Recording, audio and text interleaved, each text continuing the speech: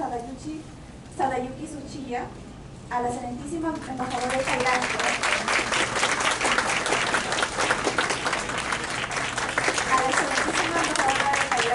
Kachani Palanuón,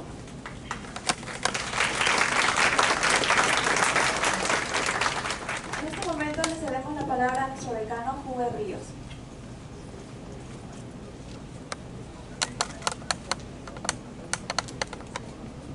Muy buenas noches, señoras y señores. En especial, la bienvenida a nuestro excelentísimo señor embajador de la República del Japón, señor Sadayuki Tsuchiya, quien conjuntamente con la embajadora que digamos de Tailandia, Kachani Palanuón, van a exponer en estos momentos sobre la migración china y japonesa en el Perú. Queremos darles un aplauso de bienvenida a nuestros ilustres visitantes, como su excelencia, el señor embajador de Japón y señora embajadora de Tailandia. En ese sentido, digamos, estos son países, los países más desarrollados, digamos, como es Japón, como es Tailandia, que es el camino también, y que, digamos, queremos agradecer a estos países como el nuestro, y tal vez están haciendo grandes esfuerzos por ir asumiendo algunos modelos que nos permitan sacarlos del desarrollo. Entonces, nosotros todavía estamos dando pasos muy importantes, pero que, señor embajador, estamos como economía tratando de emular a los países desarrollados. Sin embargo, hay muchos pasos que tenemos que dar por delante. Por ejemplo, tenemos presente para el año 21, que es el bicentenario de la independencia, cuando menos la economía peruana debe ingresar a este grupo de la OECD, ¿no? Entonces, esperemos que vaya mejorando nuestra economía y evidentemente la economía se encuentra pues con mucho déficit, como es sabido. Sin embargo, queremos señalar lo siguiente: la migración japonesa, la migración China-Perú ha dado un gran impulso al desarrollo de nuestra economía. Vean ustedes en qué parte nos encuentra la economía asiática, con la economía japonesa, la economía china, por todos lados estamos, y lo cual es importante para nuestra economía. Eso ha marcado el inicio, y esto es importante para nosotros como economía, y nosotros sabemos que la economía asiática dan pasos muy agigantados, y entonces los países en desarrollo están viendo cómo emular a ciertos modelos de desarrollo, y eso es el gran esfuerzo que tienen que hacer el presente. Por eso sus estudiantes y profesores están atentos a lo que producen en estas economías. Por eso yo quiero pedir un fuerte aplauso para estos excelentísimos embajadores presentes aquí.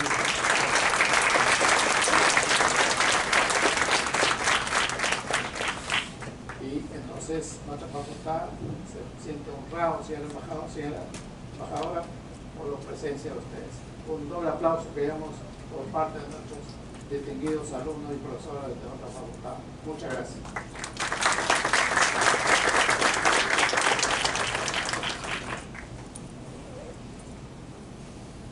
Muchas gracias, decano Juve Ríos. En este momento quisiera aprovechar para informarles acerca del Congreso Nacional de ALADA Perú, que se iniciará el 24 de septiembre. La inauguración será en la Universidad Pontificia Católica del Perú y la clausura será el 25 de septiembre en nuestra Universidad San Marcos. Por este medio de la primera carta curricular, tenemos el agrado de invitar a los miembros de la Asociación Latinoamericana de Estudios de Asia y África, Sección Perú, y a la comunidad académica en general a participar en el primer Congreso Nacional ALADA Perú. Este evento se realizará entre los días 24 y 25 de septiembre de 2019 en el campus de la en el campus de la Pontificia Universidad Católica del Perú y la Universidad Nacional Mayor de San Marcos de la ciudad de Lima. Los ejes temáticos serán las influencias culturales, literarias, lingüísticas, filosóficas y religiosas, migración e interculturalidad, cultura pop, cuerpo, sexualidad y familia, políticas internacionales, integración regional y subregional, economías y comercio internacional. Quiero recalcarles que la fecha límite para la entrega de propuestas de ponencias es hasta el 31 de mayo de 2019. Continuando con el seminario, primero le daremos la palabra al ponente magíster José Feliciano Nishikawa. Es un reconocido joven sinólogo por el Ministerio de Cultura de la República Popular China y de la Academia China de Ciencias Sociales, cofundador y director del SEED International China, empresa sede en Beijing dedicada al turismo educativo internacional y a eventos de negocios en Asia. MBA en China Euro International Business School. También es miembro de la Comunidad de Estudios Chinos y Latinoamericanos. Es vicepresidente de la Asociación de Ex-Becarios Peruanos de la República Popular de China. También es ingeniero industrial de la Pontificia Universidad Católica del Perú. Conferencista, columnista y colaborador de diversos medios internacionales de China sobre temas de emprendimiento tecnológico y la relación China-Latinoamericana. Docente de cursos de innovación y emprendimiento, quien a continuación nos hablará sobre la influencia china en Okinawa. Aplausos al ponente José Feliciano Nishikawa.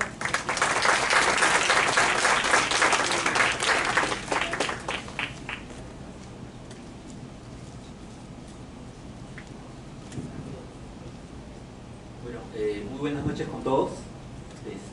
Ante todo, bueno, agradecerles por la invitación y asimismo extender el saludo a los excelentísimos embajadores de Japón y de Tailandia. Muchísimas gracias por su asistencia. En principio, bueno, lo que a mí me gustaría compartir es un poco, a grandes rasgos en realidad, porque es un tema bastante amplio, es la relación histórica cultural entre lo que nosotros llamamos, digamos, la prefectura de Okinawa actualmente, pero que, digamos, hace aproximadamente 500 años era un reino independiente llamado el Reino de Ryukyu.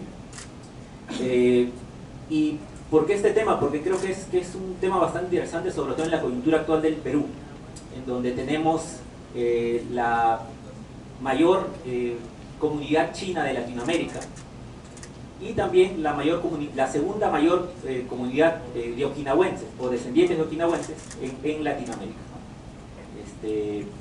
Entonces, creo que es un tema bastante interesante que une tanto a los temas de inmigración china como inmigración japonesa, y que a continuación, digamos, voy a tratar de explicar de manera bastante breve.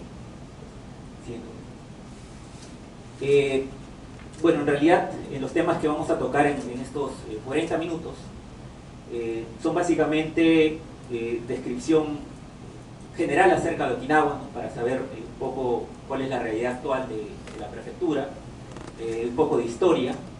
También vamos a conversar un poco acerca de la relación del Imperio Chino con el Reino Ryukyu, en este caso Okinawa, ¿no? Desde una perspectiva cultural, educativa, comercio, etc. Posteriormente también vamos a hablar acerca de Kumemura o Kuninda, que es la comunidad china en Okinawa, que, digamos, se convirtió en el eje principal de influencia de la cultura china dentro del reino. Vamos a hablar también un poco de la presencia del Reino Ryukyu en China, ¿no? A través de diversos elementos. Y por último, algunos conceptos de actualidad acerca de cómo es la relación entre Okinawa y China en el presente, ¿no? Siguiente. Bueno, un poco para ponernos en contexto, en el contexto de Asia, obviamente, esta es la ubicación de Okinawa, ¿no? Como sabrán, digamos, es una ubicación bastante interesante debido a la cercanía con diversas regiones y países dentro del Asia. Siguiente. Bien. Bueno, actualmente el reino Ryukyu es la prefectura de Okinawa, ¿no? La capital, bueno, es la ciudad de Naha, bueno, la entidad es una prefectura, el área es más o menos 2.200 kilómetros cuadrados. Eso es básicamente, por ejemplo, toda la Lima metropolitana, menos, digamos, el cono norte, ¿no? Ese es más o menos el área. Una población de casi 1,5 millones de personas.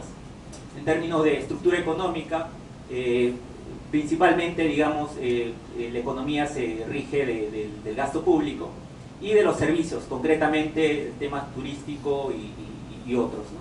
Además de, digamos, de las bases militares en Okinawa. Okinawa en realidad es una prefectura con 160 islas, de las cuales 39 están inhabitadas. Siguiente. Aquí hay un mapa bastante interesante, porque, digamos, nos muestra un poco pues no sé si se ve muy bien, pero nos muestra un poco las distancias y la cercanía que tiene la isla de Okinawa frente a los otros lugares, ¿no? Están más o menos son aproximadamente en un radio de 400 kilómetros, uno puede llegar a Japón, a China, a Taiwán y a diversos otros lugares. Siguiente. Y algo que es bastante interesante de Okinawa es lo que se denomina la cultura champuru. Champuru, de hecho, es una palabra en Bahasa que significa mezcla. Entonces, Okinawa, a través de toda su historia, tanto política, militar, etcétera, ha tenido diversas influencias, ¿no? Tanto de la cultura china, la cultura japonesa e inclusive la cultura americana. Entonces, actualmente, digamos, la identidad actual de Okinawa es una mezcla de diversas culturas a través del tiempo. Siguiente. Entonces vamos a hablar un poco del reino Ryukyu, que es este reino independiente del cual, digamos, Okinawa era parte, ¿no? El reino Ryukyu consistía en estas 4 sistemas de islas, ¿no? La isla de Okinawa, que es la isla principal, la isla Mami, Miyako-jima y Yaeyama. El reino consistía en todas estas islas. Sin embargo, actualmente la prefectura de Okinawa solamente está incluida en Okinawa, Miyako y Yaeyama. Amami pertenece a otra prefectura en Japón, que es la prefectura de Kagoshima. Siguiente. Bueno, un poco de historia bastante general del reino Ryukyu. Los primeros vestigios, digamos, humanos se encontraron hace 32.000 años. Gran parte de ellos, obviamente, migraron desde Japón continental y la zona de Melanesia. Y, digamos, hubieron desde un inicio, como toda, digamos, cultura que recién inicia, bueno, todo el tema de tribus y feudos, ¿no? Históricamente se considera a la dinastía Tenzo como la primera dinastía dentro de la historia de Okinawa. Principalmente esta dinastía tiene cierto corte mitológico, por así decirlo, porque se dice que el fundador era descendiente de Amami-kyu, que es la diosa creadora de las islas Ryukyu en Okinawa, ¿no? Luego la siguiente dinastía era la dinastía Shunten, de 1187 a 1259, y cuyo centro político se encontraba en el centro de Okinawa.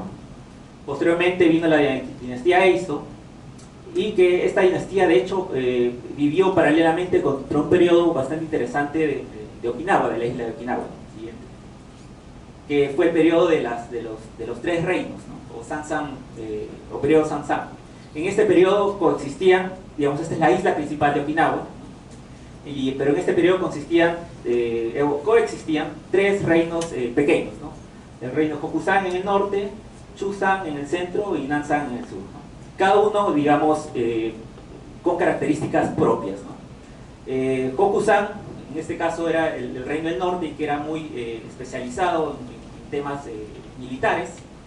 El reino Chusan, que tenía el poder económico y el poder naval, ¿no? Y por ende era el más poderoso, por así decirlo, de los 3 reinos. Y el reino Nansan, al sur de Okinawa, en donde los temas, digamos, agrícolas, los temas de producción eran lo más importante. Siguiente. Y justo en este periodo, era el periodo de los busukus o castillos, ¿no? Entonces, gran parte de las construcciones se centraron políticamente dentro de cada uno de estos castillos. Aquí, bueno, el castillo de Shuri, que está, bueno, justo en la capital Naha, y Nakijin, que está al norte de Okinawa. Siguiente. Bueno, un poco para explicar acerca de este periodo de los 3 reinos. el primer establecimiento de relaciones tributarias con China se dio en el año 1372. Es decir, en este año fue donde emisarios de la dinastía Ming llegaron al reino de Chusan, ¿no?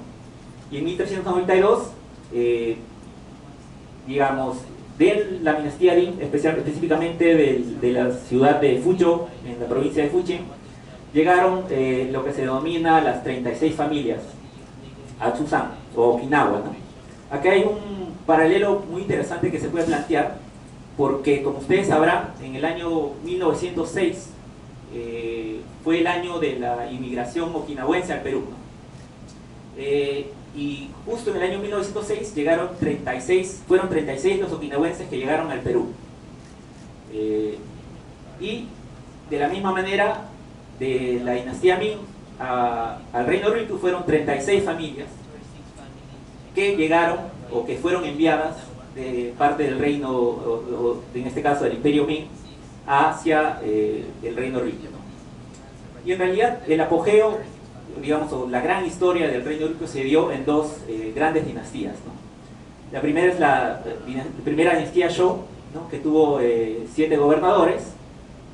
En el año 1429 el rey Zhou Hashi es el que unifica a los 3 reinos y, digamos, es reconocido como el primer rey Zhou. En este caso, bueno, es Shang en chino, ¿no? Por el imperio chino. Y la segunda dinastía, que va desde el periodo 1470 a 1879, con 19 gobernantes, y en donde se da obviamente el gran apogeo, la influencia y la decadencia del reino. Siguiente. Bueno, aquí algunos de los principales eventos que suceden durante estos más o menos 500 años, casi 500 años de historia del reino Ryukyu, y su relación con China y los diversos otros actores de Asia, ¿no? Bueno, en el siglo XV y XVI, básicamente el reino Ryukyu tenía relaciones comerciales y diplomáticas con la gran mayoría de todos los reinos de Asia, ¿no? Incluyendo no solo el imperio chino, sino también el imperio japonés, Tailandia, Java y otros tipos de reinos alrededor de Asia. En 1609 se da lo que se denomina la invasión de Satsuma. Digamos, durante ese periodo era el shogunato de Tokugawa, y por un tema de descoordinación o por un tema de falta de soporte, en este caso el reino Ryukyu a Satsuma, que era digamos el aliado, en este caso el feudo de Satsuma era el aliado del reino Ryukyu, y le pidió, digamos, obviamente recursos y ayuda para conquistar Corea. Sin embargo, digamos, los gobernantes Ryukyu no hicieron mucho caso, quizás por un tema de prestarle más atención a la relación con China, y por ende, digamos, Satsuma decidió invadir el reino Ryukyu con 3.000 soldados, ¿no? Y a partir de ahí, bueno, a partir de este año se da un periodo bastante interesante, porque el reino Ryukyu tiene esta dualidad de ser un estado tributario del imperio chino, pero a su vez también brindar tributos y tener relaciones con el shogunato de Tokugawa, ¿no? En 1644 la dinastía Qing asume, digamos, y vence a la dinastía Ming, y es la que asume, digamos, en el imperio chino. Siguiente.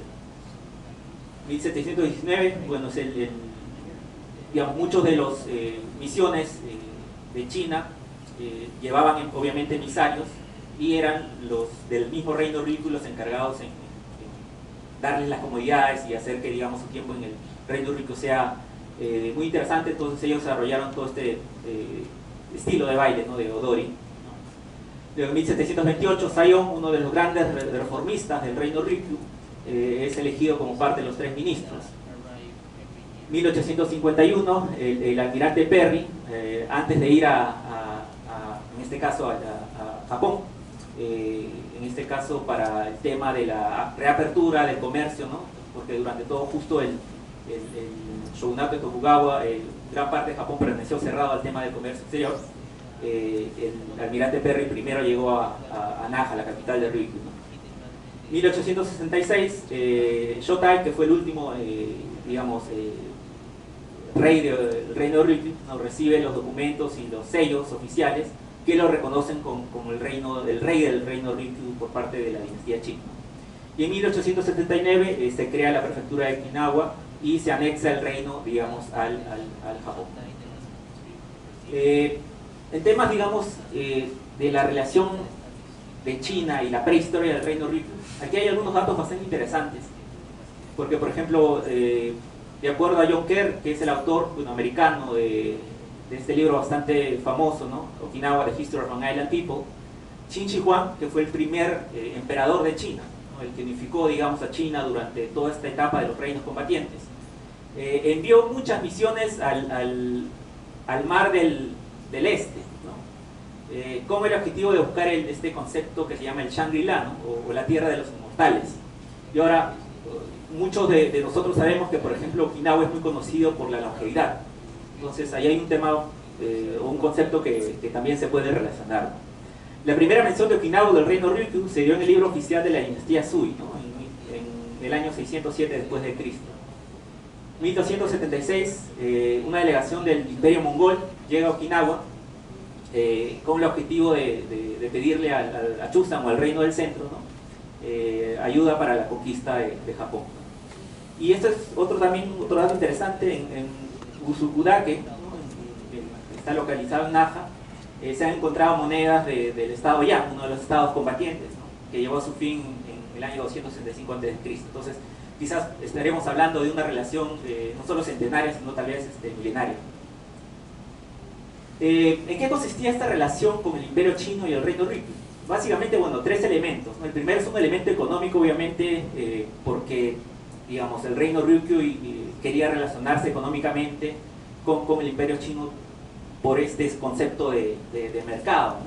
Pero también había todo un concepto político y social, porque para que, por ejemplo, un reino o un estado pueda hacer negocios con China o pueda, digamos, tener esta posibilidad de intercambiar, digamos, bienes y demás, debería, digamos, convertirse en un estado tributario del reino del Imperio Chino, ¿no? ¿Y esto por qué? Porque, digamos, esto permitía a los reinos más pequeños, ¿no? Enriquecerse no solo del aspecto, digamos, económico, sino también del aspecto de know-how, de tecnología, porque hay que recordar que hace 400, 500 años el Imperio Chino era probablemente la civilización más avanzada del mundo. Entonces, estos reinos pequeños necesariamente querían, digamos, convertirse o tener esta cooperación con el Imperio Chino, ¿no? Y además, digamos, ellos tendrían que reconocer todo el concepto de sinocentrismo, ¿no? que es la ideología en que deben aceptar de que China es el centro cultural, político y económico del mundo. Siguiente. ¿Por qué se estableció? Bueno, creo que las razones son un poco obvias. Primero porque Okinawa, en este caso el reino Ryukyu, era una isla. Entonces, al ser una isla hay muchos recursos, o sea, contiene recursos limitados, ¿no? Pero tiene una localización privilegiada al estar en medio del Asia, ¿no? Lo que ya hablamos del sinocentrismo, ¿no? la asociación estratégica integral con China, que es un poco este concepto que actualmente tiene China con los demás países, ¿no? O sea, desde el aspecto diplomático, ¿no? O sea, hay niveles de acercamiento y, por ejemplo, actualmente el Perú y China tienen este concepto de asociación estratégica integral, que también, bueno, forma parte de este concepto histórico que tenía China en lo que respecta a cooperación con diversos otros reinos, ¿no? Y bueno, se dice también que en el periodo de los tres mini reinos, ¿no? Los tres reinos pequeños competían por el reconocimiento de China, ¿no? Y en realidad fue Chusan, el reino del centro, que fue el que primero estableció contacto con China, ¿no? Y por ende, digamos, recibió muchos beneficios. Siguiente. Bueno, aquí algunos conceptos bastante generales del periodo Chusan, ¿no? Fue en el periodo del rey Sato, en donde se desarrolló, digamos, relaciones comerciales y diplomáticas con diversos estados, y como les mencioné, en el año 1372 llegaron los primeros emisarios de la dinastía Ming al reino Ryukyu. Y entonces pidieron también que el reino Ryukyu envíe representantes hacia Nanjing, que era la capital de la dinastía Ming. Y es así que Taiki, que fue el hermano del rey Sato, lideró la primera misión tributaria a Nanjing. Siguiente. De hecho, sí, esta es una estatua de él, ¿no? Este es en la península de Sampa, en Okinawa, ¿no? Y aquí está apuntando hacia Shanghai.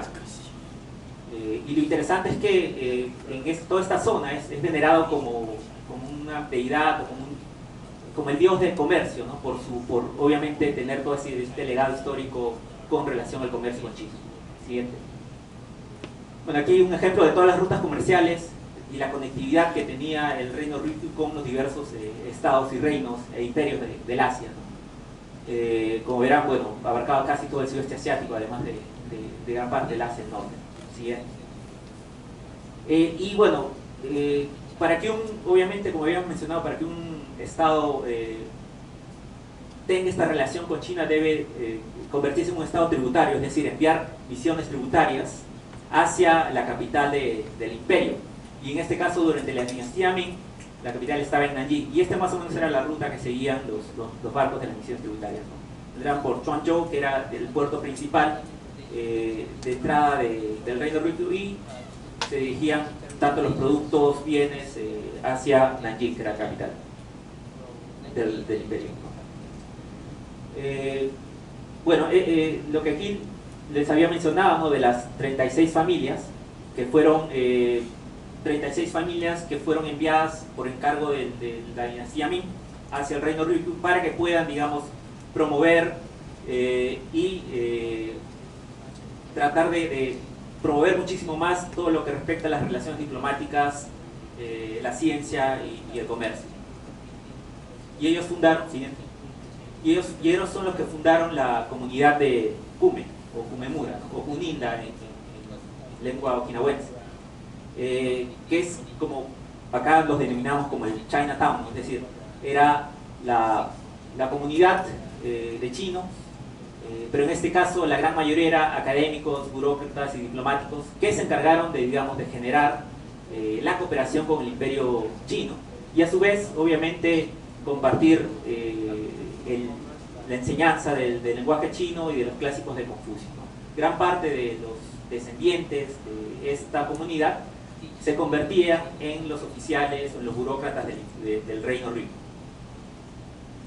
¿Por qué? Porque principalmente ellos tenían una educación exclusiva, es decir, solo los descendientes de esta comunidad eran permitidos a estudiar en China, ¿no? Un poco el concepto actual que se tiene de los becarios, ¿no? Y muchos de ellos, obviamente, porque eran jóvenes que iban a estudiar a China y luego regresaban al reino, manejaron o se convirtieron en expertos en diversas ciencias, ¿no? Como astronomía, navegación, construcción de barcos, producción de papel y tinta, artes marciales, etc., ¿no? Ellos eran como los becarios que van a estudiar, regresan y luego se encargan de promover, digamos, lo aprendido en sus comunidades, ¿no? Siguiente.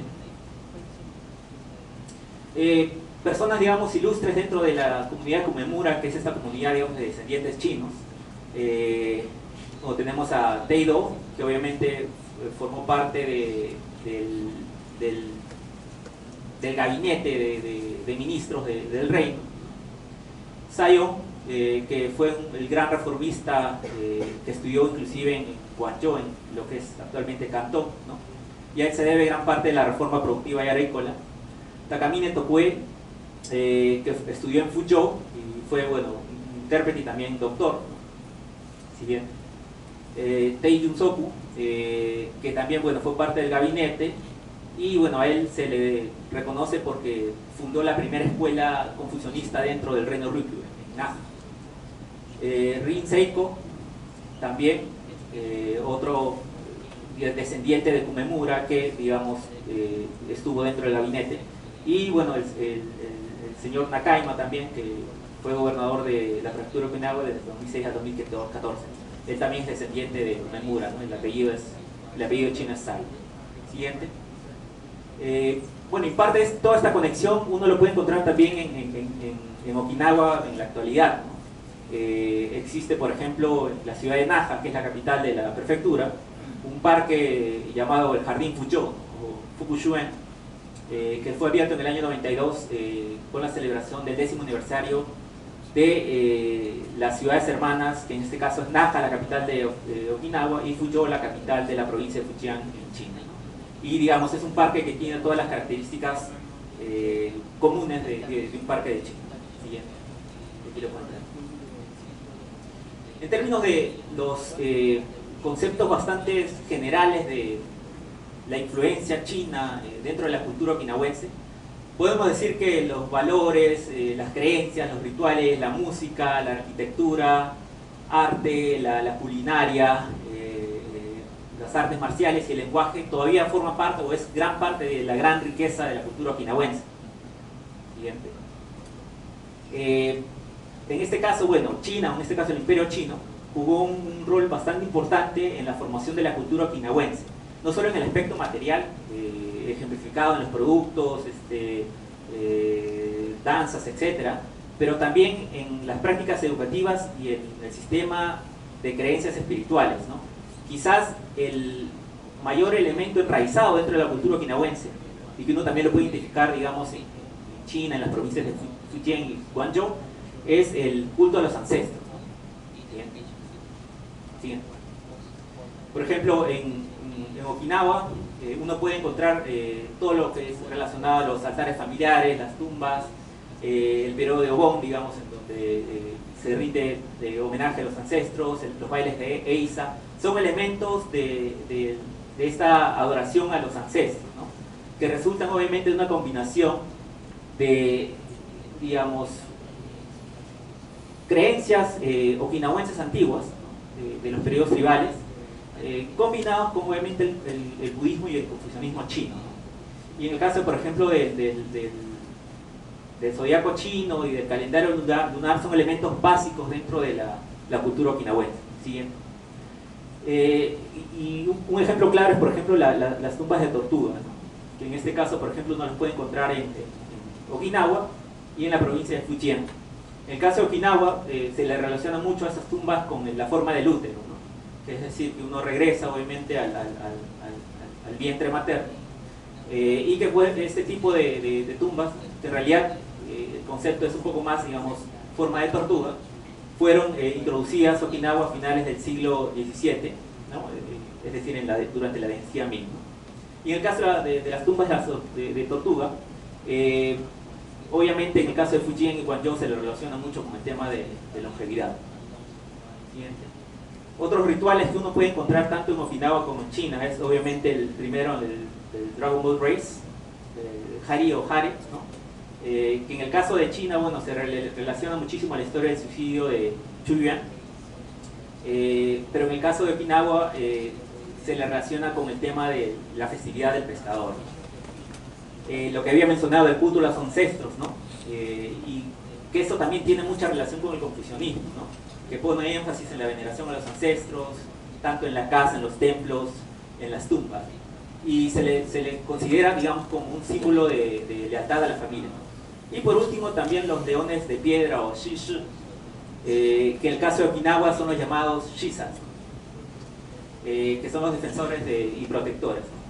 ¿Qué más? En el caso de la música, bueno, también gran parte de toda la música okinawense o de los instrumentos usados descienden de los instrumentos chinos, ¿no? Y aquí hay un ejemplo bastante interesante, ¿no? El huopuzi, el sanxian, el sanxin y el shamisen. Entonces, este es un poco el proceso que lleva, digamos, hacia la formación del shamisen actual que es tocado en Japón. Y bueno, tanto los tambores taikos, el guchen o el koto y todos los instrumentos son también provenientes de China. Siguiente. Arquitectura, bueno, es claro también la influencia. A la derecha está la ciudad prohibida en Pekín, a la izquierda está el Palacio Shuri, el castillo de Shuri en Naha. Bueno, la arquitectura también en Kumemura, que es la aldea que les mencioné acerca de los chinos. Tenshinkan, también aldeas chinas dentro de Okinawa. Siguiente. En términos de la cocina, igual hay mucha influencia, sobre todo de la cocina de Fujian. ¿Esto por qué? Porque de la misma manera esta historia de los becarios, muchos cocineros del reino Ryukyu iban a estudiar a Fuzhou o a Fujian, ¿no? Y se encargaban, digamos, de regresar con todas las influencias de los estilos, ¿no? Es muy común el uso del goya, del camote, del cerdo, del tofu, de productos marinos, etc. Siguiente. El karate, ¿no? El karate también es producto de la influencia, en este caso, del arte marcial chino, ¿no? Básicamente el estilo Bai He Chuan, o digamos, grulla blanca, ¿no? Y también, bueno, gran parte de la promoción del karate dentro de Okinawa se debió a que durante el periodo en donde tenían esta conexión y cooperación con Satsuma, se prohibió el uso de armas dentro del reino. Entonces, los mismos okinawenses, en este caso los mismos personas del reino Ryukyu, se vieron obligados a desarrollar formas de defensa sin el uso de armas. Y bueno, aquí un ejemplo del estilo, ¿no? Que se asemeja obviamente a los movimientos de la grulla.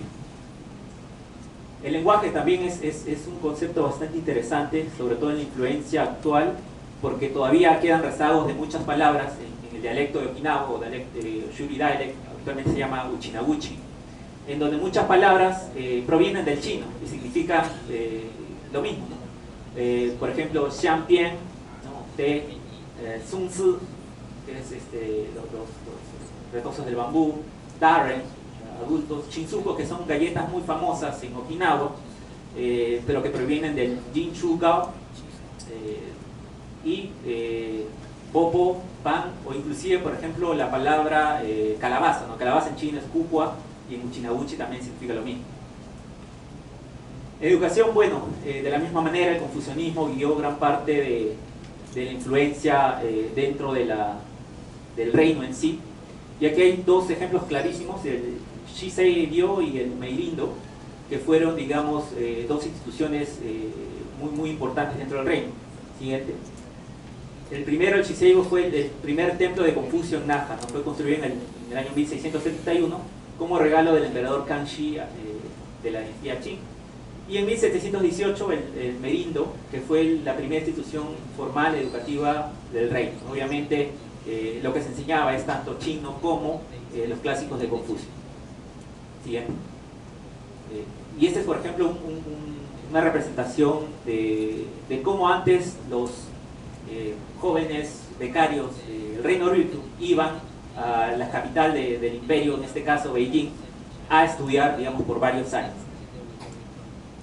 En temas de comercio, hubo, como ya les mencioné, una conexión bastante fuerte en lo que es las misiones tributarias, y se intercambiaban muchísimos productos, ¿no? En el caso desde Okinawa hacia China, o en este caso al imperio, caballos, textiles, redes de pesca, productos marinos, minerales, conchas, y hay algo bastante interesante que es el excremento de ballena, ¿no? Que, bueno, era considerado por la realeza china como un elixir bastante exótico, ¿no?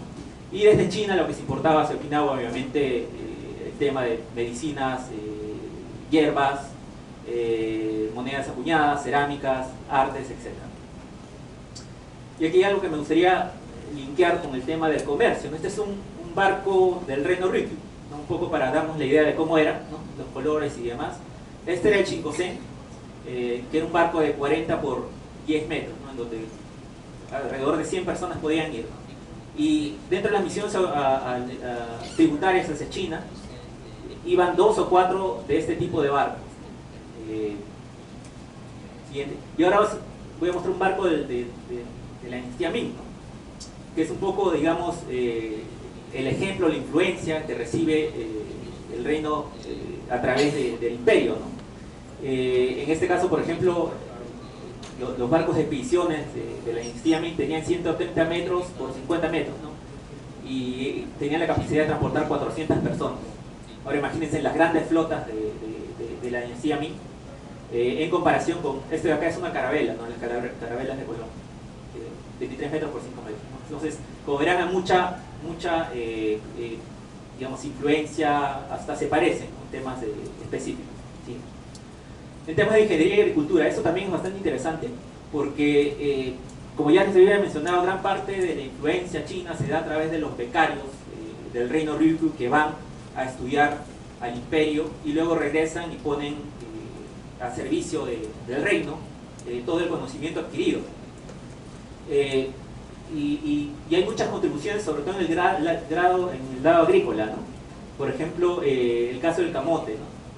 El camote, digamos, ingresa a Okinawa en el año 1605 desde China, de la misma manera que la caña de azúcar, ¿no? Por eso es que quizás la caña de azúcar, digamos, constituye uno de los principales productos agrícolas de Okinawa hasta las fechas. También, bueno, mucha influencia de la tecnología en lo que es construcción de barcos y también en lo que respecta a la forestación y el control de inundaciones, ¿no? Muchos han visto la localización de Okinawa justo en el medio del Pacífico, y ustedes, bueno, son conscientes de que todos los años en las noticias ven, digamos, las noticias de los tifones, ¿no? Que necesariamente pasan por la isla de Okinawa. Entonces hubo mucha ingeniería en este aspecto dentro del Reino Ryukyu. Siguiente, la presencia un poco de los okinawenses en el Imperio Chino, ¿no? Ahora, digamos, vamos a hablar de qué es lo que uno puede encontrar actualmente en China, ¿no? Que tiene relación con Okinawa, con el Reino Ryukyu. Uno es el Guozijiang, o en este caso, bueno, la traducción es la Escuela de los Hijos del Estado, o como se denomina el Colegio Imperial, que era el colegio público donde, digamos, el talento de todo el imperio iba a estudiar y a prepararse para ser burócratas del mismo imperio en sí. Se estima, por ejemplo, que desde el año 1392 a 1868 más de 100 estudiantes del Reino Ryukyu fueron a estudiar por un promedio de 3-4 años a tanto Nanjing como Beijing, ¿no? Y luego posteriormente regresar a la isla. Y bueno, algunas imágenes, esto lo pueden encontrar en Beijing. Siguiente. De hecho, bueno, en el Guozijiang, en este caso en la Escuela Imperial de Beijing, había una escuela Ryukyu, ¿no? Que estaba localizada en la zona noroeste, y que era exclusivo para los estudiantes del Reino Ryukyu que venían a Beijing. Bien. ¿Qué más? Bueno, el Reino Ryukyu también tenía una embajada en Fuzhou, ¿no? Que actualmente también uno la puede visitar. De hecho, todavía hay mucha presencia histórica, ¿no? A través de monumentos y demás, tanto en Beijing, Nanjing y Guangzhou, del Reino Ryukyu. Siguiente. De hecho, hay un cementerio Ryukyu en la ciudad de Beijing, en la zona de Tongzhou.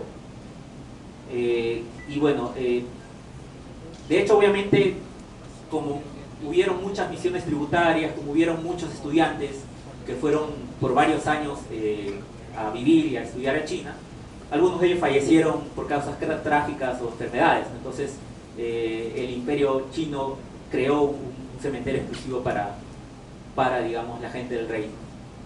Y esta es una lista más o menos, ¿no? de los que fueron enterrados en el cementerio Ryukyu en Beijing. Gran mayoría de ellos fueron becarios. Siguiente. Bueno, un poco para hablar de la actualidad. Siguiente. Y en este caso, bueno, yo creo que hay un concepto bastante interesante que en la actualidad está sucediendo, un fenómeno, ¿no? Que es el caso de los jóvenes de Okinawa, en este caso los jóvenes descendientes de Okinawa, que están en China estudiando, ¿no? Al igual que los becarios centurias anteriores, iban a China a estudiar, tanto chino como los clásicos de Confucio, ¿no? Entonces, ellos se encuentran principalmente en Beijing, Shanghai y Nanjing estudiando, porque actualmente hay una gran relación comercial todavía con China, ¿no? Sobre todo en sectores específicos como el turismo, donde hay mucha movilidad de turistas chinos hacia la isla de Okinawa y a Japón. ¿Sí? Siguiente. Y bueno, cada uno de ellos en cada ciudad hacen sus actividades y demás. Y bueno, se promociona también lo que es la culinaria okinawense dentro de las ciudades chinas. Además de promover, digamos, la música y demás, ¿no? Fujian y Okinawa, en este caso Fujian, una de las provincias de China, y Okinawa, una de las prefecturas de Japón, son provincias hermanas, ¿no? Y hay mucho intercambio cultural, académico, artístico y comercial, que va desde el lado académico. Por ejemplo, la Universidad de Ryukyu en Okinawa tiene mucha cooperación con la Universidad de Fuzhou y la Fujian Normal University en la ciudad de Fuzhou, ¿no? Entonces todavía hay bastante conexión académica. De hecho, bueno, en la provincia de Fujian hay un torneo del baile Eisa, que es un baile, digamos, bastante tradicional okinawense, que se sucede todos los años en China. Bueno, hay muchas exhibiciones que muestran, digamos, la larga e histórica relación entre estas dos regiones, y también, bueno, ferias de trabajo para estudiantes chinos en Okinawa, por ejemplo, también. Siguiente. Fuzhou y Naha, que son las capitales, también son ciudades hermanas, y hay muchos, digamos, monumentos que, digamos, ejemplifican esta relación. De hecho, este monumento es un dragón de Fuzhou, que uno lo puede encontrar en la entrada de Naha, en Okinawa. ¿Qué más? Hay mucha presencia okinawense también en temas de negocios. La prefectura tiene 4 oficinas comerciales en Beijing, Shanghai, Fuzhou y Hong Kong, en donde tratan de introducir, digamos, al mercado chino diversos productos okinawenses, ¿no? Como la cerveza Orión, el aguamori, que es el licor, digamos, tradicional, y diversos izakayas, o en este caso, digamos, restaurantes de comida okinawense. ¿Qué más? En términos de conectividad, ¿no?, entre China y Okinawa, actualmente hay vuelos diarios directos desde las principales ciudades chinas, como son Beijing, Tianjin, Shanghai, Hangzhou, Xi'an, Nanjing y Hong Kong, y la capital Naha. Entonces hay una gran conectividad aérea, ¿no? Y básicamente esto se ha dado por un incremento bastante grande del turismo, del turista chino hacia Okinawa en sí, ¿no? Por ejemplo, en el año fiscal de 2017, Okinawa superó a Hawái en el número de turistas internacionales, con 9.3 millones, de los cuales cerca de 800.000 eran de Taiwán y cerca de 540.000 eran de China continental. Entonces estamos hablando de una gran industria turística actual. Y bueno, aquí algunas imágenes de cómo se promociona Okinawa dentro del mercado chino, ¿no? Los diversos paquetes y los diversos precios, ¿no?, que son más o menos, sería como $600, ¿no?, por 4 días, pero hay mucha atracción, mucha movilidad de turistas chinos en Okinawa. Siguiente. Bueno, para concluir, en realidad, como les mencioné desde un principio, el estudio de la relación entre la China imperial y el reino Ryukyu nos ofrece una gran cantidad de posibilidades, sobre todo porque es, digamos, una relación histórico-cultural de más de 500 años. Y obviamente, de hecho, se puede ahondar inclusive un poco más si es que lo observamos dentro de la perspectiva étnica, ¿no? La misma relación con Fujian tiene muchos, digamos, subgrupos como los Hakka, los Nti, que también han tenido gran relación y conectividad con el reino Ryukyu. ¿Qué más? También creo que es importante ir más allá de la cultura contemporánea okinawense, ¿no? Y eso pasa quizás mucho aquí en el Perú, ¿no? Hay una gran colonia de descendientes de Okinawa. Muchos de ellos se sienten muy orgullosos de su cultura, de sus raíces, pero también hay que entender que esa cultura también es producto de una influencia anterior, ¿no? Que en este caso fue tanto de China como de otras regiones en el mundo. Entonces hay que entender un poco también que, digamos, no solo ir a lo moderno, sino también ir a la raíz. Bueno, lo que les mencioné, ¿no?, de la cultura champuru, ¿no?, que es bastante muy interesante, ¿no?, esta mezcla que también se da acá en el Perú, ¿no?, mezcla de diversas culturas y demás. También un concepto interesante es, actualmente, por ejemplo, por qué en ciertos países uno sí puede encontrar el Chinatown, o digamos esta comunidad china, digamos, que tiene su localización específica dentro del centro de la ciudad, pero en Okinawa no. Entonces, quizás por el tema de la cultura champuru, ¿no?, que hubo, digamos, mucho desarrollo. La cultura okinawense también cambió muchísimo, como les mencioné, desde el reino independiente, pasar luego a ser una prefectura de Japón, luego estar, digamos, por casi 25 años bajo el régimen americano, luego de la Segunda Guerra Mundial. Entonces, la misma cultura okinawense es bastante cambiante, ¿sí? Y bueno, también un poco reflexionar acerca de cuál es el rol de Okinawa en el ASEAN en el siglo XXI, ¿no? Sobre todo por su localización geográfica y su riqueza cultural. Además de prestar atención mucho al tema de la red mundial de Uchinanchu o descendientes de okinawenses, ¿no? Entonces se había mostrado que en China, en el caso de la prefectura de Okinawa, hay cerca de casi 1,5 millones de habitantes, pero si sumamos, digamos, a todos los descendientes okinawenses que están tanto en Perú, Brasil, Estados Unidos, Canadá, Filipinas, etc., se llega casi a los 2 billones, ¿no? Son cerca de 500 000 de descendientes o uchinanchus alrededor del mundo. Entonces, los cuales están también muy orgullosos de su cultura y muy digamos, prestos a conocer y a conectar más con ella. Y por último, bueno, el caso especial que les mencioné, ¿no? En donde, digamos, tenemos aquí en el Perú la mayor comunidad de migrantes chinos de Latinoamérica y la segunda mayor comunidad de migrantes okinawenses de Latinoamérica. Muchos de ellos quizás desconocen que hay mucha relación entre ellos, ¿no? Entonces creo que hay una gran oportunidad ahí para conectar y para que puedan, digamos, conocerse ambas culturas.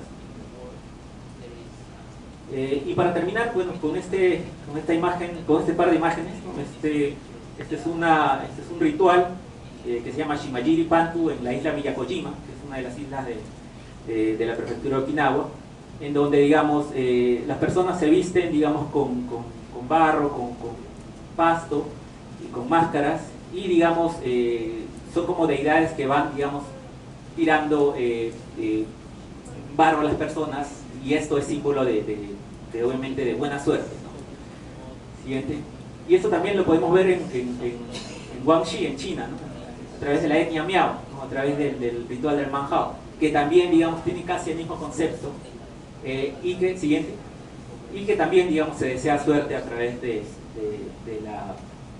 la colocación del barro. Entonces hay mucha conexión, inclusive hay mucha tarea pendiente en ir inclusive más a las etnias, más al tema minoritario y ver la conexión cultural, pero creo que en términos generales lo que podemos concluir es que todo el sudeste asiático, todo Asia en general, tiene mucha relación y es nuestro deber obviamente conocerlo y promocionarlo.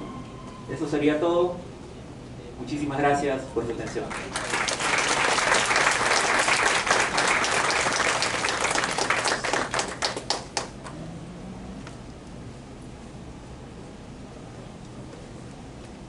Muchas gracias, Magíster Feliciano Nishikawa. Queremos darle la bienvenida al excelentísimo embajador de Malasia, señor Chua Pheong Pham. Gracias.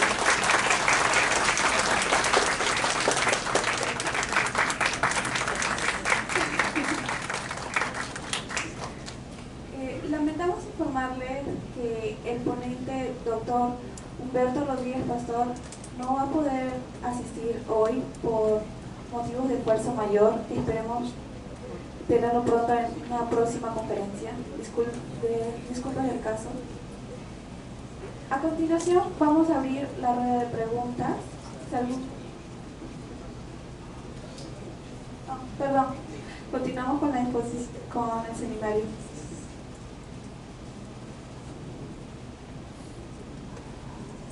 Continuando con el seminario, es de mi agrado presentar a nuestro querido profesor de la Facultad de Economía, el doctor Carlos Aquino Rodríguez. Es un reconocido economista de la Universidad Nacional Mayor de San Marcos, cursó estudios de maestría y doctorado en la Universidad de Kobe, Japón, en las especialidades de Economía Internacional y Economía Asiática, becado por el gobierno japonés para estos estudios de posgrado de 1985 a 1992. Es coordinador del Centro de Estudios Asiáticos San Marcos desde noviembre de 2018, traductor del idioma japonés, que fue nombrado traductor público juramentado del idioma japonés por el Ministerio de Relaciones Exteriores del Perú en diciembre de 1993. Es vicedecano académico de la Facultad de Ciencias Económicas de la Universidad Nacional Mayor de San Marcos desde este marzo de 2019. Fue profesor visitante en la Escuela de Graduados de la Universidad de Tohoku Gakuin, Sendai, Japón, de abril a septiembre de 2002. También fue profesor visitante en la Escuela Internacional de Graduados de Ciencias Sociales de la Universidad Nacional de Yokohama, Japón, de enero a septiembre de 2013. Fue condecorado por el gobierno japonés en septiembre de 2012, quien a continuación nos hablará sobre el 120º aniversario de la inmigración japonesa en el Perú. Aplausos al ponente, doctor Carlos Aquino Rodríguez.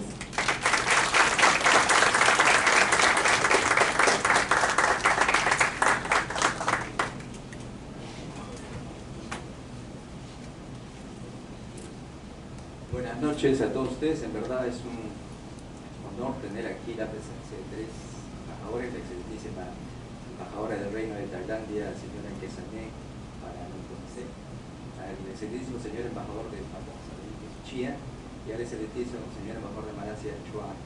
Muchas gracias por su asistencia. Bien, en esta oportunidad vamos a hablar de los 120 años de la inmigración japonesa al Perú. Me antecedió incluso la palabra José, ha hecho una interesante exposición sobre los okinawenses. Como vamos a ver, los okinawenses constituyen la gran mayoría de los japoneses que emigraron al Perú, ¿no? Bien, empecemos. Ese va a ser el temario. Vamos a hablar un poco sobre cuál es el background de la inmigración japonesa, los antecedentes de la inmigración japonesa al Perú. Vamos a hablar sobre la inmigración japonesa en el Perú, algunos hechos saltantes en la historia de la comunidad Nikkei. Nikkei son los descendientes de japoneses, los japoneses que viven en el extranjero, que viven en el país. La migración de Nikkei, que ocurrió a Japón desde los años 80, Nikkei peruanos que fueron a trabajar ahí, y un poco sobre la situación de la comunidad Nikkei en la actualidad. Siguiente. Bien, ¿cuáles son los antecedentes de la inmigración japonesa al Perú? Un poco hablando, ¿por qué vinieron los inmigrantes japoneses al Perú? Bien, lo que pasa es lo siguiente: hacia comienzos del siglo XIX, el Perú experimentó una escasez de mano de obra, ¿verdad?, en las haciendas costeras que producían algodón y caña de azúcar, ¿verdad? Estos eran productos que se exportaban. ¿Qué es lo que pasó? ¿Por qué hubo esta escasez? Estas plantaciones eran usualmente trabajadas por la gente de raza negra. Ustedes recuerden que cuando los españoles conquistaron el Perú, empezaron plantaciones a gran escala en la costa, ¿no?, de caña de azúcar y de algodón. Y para esto la mano de obra que trajeron fueron gente de África, ¿verdad? Pero ¿qué es lo que pasó? Desde comienzos del siglo XIX ya en el mundo había una tendencia a la prohibición de la esclavitud, del comercio de esclavos, ¿verdad? Prácticamente en 1830 muchos países abolieron la esclavitud, y esto sucedió en el Perú en 1854. El gobierno decretó la abolición de la esclavitud, la libertad de los esclavos, y muchos de ellos salieron de las haciendas y se fueron pues a las ciudades u otros lugares, ¿verdad? No solo eso, hacia 1840 también, junto con la escasez de mano de obra para las haciendas costeras, empezó a haber una escasez para, de mano de obra para la explotación del guano. Recuerden ustedes, el guano de las islas era un fertilizante que se usaba bastante, se exportaba, y eso constituía una gran fuente de ingresos para el Perú. Y no solo eso, también por 1850 el Perú empezó la construcción de ferrocarriles, ¿verdad? Entonces había escasez de mano de obra para la construcción de ferrocarriles, para la explotación del guano y para trabajar en las haciendas costeras. Y bueno, justamente por eso, desde 1849 empiezan los trabajadores chinos, inmigrantes chinos, a venir al Perú. Lamentablemente no está el profesor Humberto Rodríguez, que es un experto en el tema, así que yo voy a hablar un poco sobre eso, ¿no? Miren, entonces desde 1849 empezaron a venir trabajadores chinos al Perú, guris así se les llamaba, y se calcula que hasta 1874, donde prácticamente terminó este comercio, habrán venido entre 100 a 150.000 chinos al Perú. Esa es la razón por la que el Perú es hogar de la más grande comunidad china en Latinoamérica. ¿Ustedes se imaginan el impacto que tuvo estos 100 o 150 mil chinos hasta 1874 con el Perú? La población del Perú en esos años probablemente no llegaban a 3 millones de personas. Claro, 3 millones, 150 mil, 3 millones no es mucho, pero muchos de los peruanos vivían pues en la sierra principalmente, entonces en la costa donde se alojaron, vinieron los chinos, no había muchos peruanos, entonces hubo un gran impacto. No solo eso, siguiente, muchos de los chinos que vinieron prácticamente eran hombres y tuvieron que casarse con mujeres peruanas. Es interesante, se dice de que probablemente un 5 a 10% de la población peruana tiene ascendencia china. Muchos me preguntan, pero yo camino por la calle y no veo gente con rasgos chinos. Bueno, lo que pasa es lo siguiente. Primero, como comentamos, muchos se casaron con peruanas, entonces un mestizaje ya se ha perdido con el tiempo. Y segundo, tampoco vemos apellidos chinos, ¿no? Claro, porque ¿qué pasaron?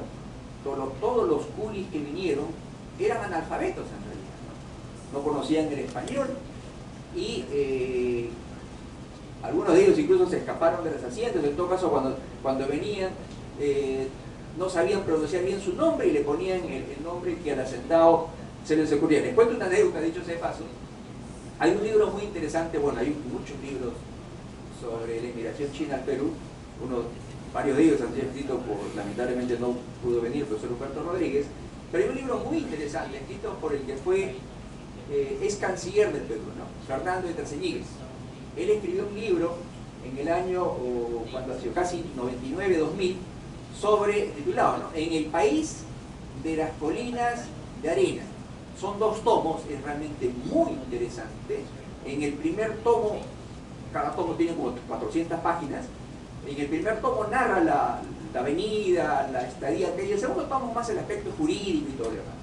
¿Por qué? Porque en realidad vinieron, como también sucedió en cierta forma, aunque menos por supuesto con los inmigrantes japoneses, los inmigrantes chinos eran pésimamente tratados en la travesía y en la estadía acá. Bueno, les cuento esto porque en la página 70, si no mal no recuerdo, narra pues la historia de un chino, ¿no?, que fue traído y fue a trabajar en una hacienda en el norte, ¿no? Entonces viene el chino con el contratista, entonces el hacendado le recibe y el hacendado le pregunta, ¿y cuál es tu nombre? El chino, bueno, el contratista le dice, bueno, es Akinfo. Akinfo, ¿no? Entonces el hacendado dice, Akinfo, un poco despreciando Fo será por los chinos, dice. En todo caso, Akinfo es muy largo, que se llame Aquino. Y yo, mi nombre es Aquino. Yo no sabía la verdad de eso. Pues ahí está, ahí está. Otro, por ejemplo, Campoy. Había un chino que se llama Campoy y después Campo. Entonces, muchos nombres chinos se han degenerado, han perdido y se han transformado pues en algunos apellidos peruanos y han perdido todos sus rasgos chinos, ¿no? Bueno, en todo caso, pues, vinieron estos chinos, pero cuento esto también porque es muy interesante para entender por qué se establece relaciones diplomáticas con China y con Japón, justamente a raíz de un incidente que ocurrió con un barco que traía chinos. Repito, en este libro de Fernando Traceñigues y muchos libros narran pues que los chinos que venían sufrían muchos maltratos. Incluso Fernando Traceñigues da cifras de que probablemente 10 o 20% de los chinos que venían en el barco morían en el trayecto, ¿no?, y se los tiraban al mar, los trataban muy mal y todo lo demás.